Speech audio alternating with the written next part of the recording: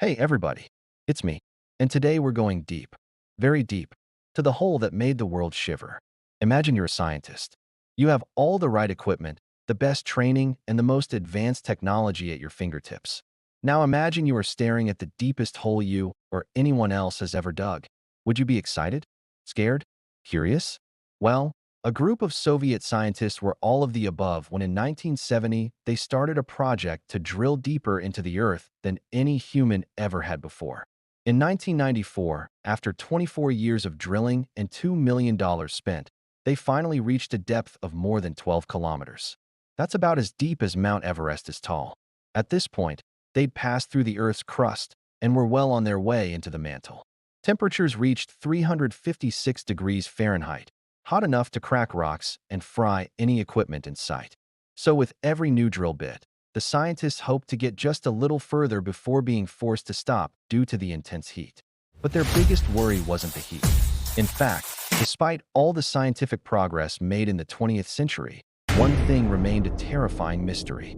Nobody knew what was under the Earth. Some believed it was hollow. Others thought it was filled with water. A few even claimed it was home to some kind of ancient civilization.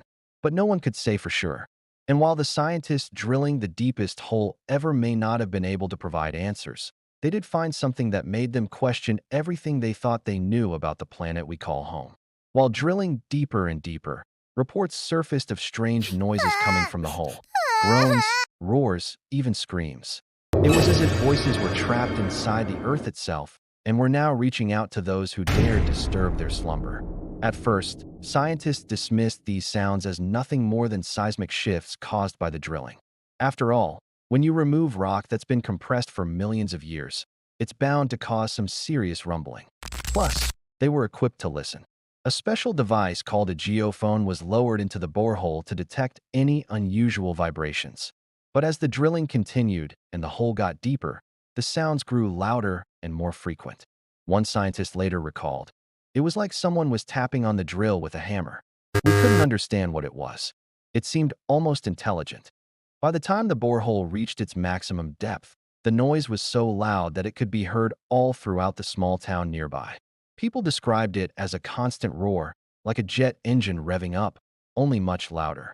And it didn't stop there. There were also strange whistling sounds that seemed to echo throughout the hole.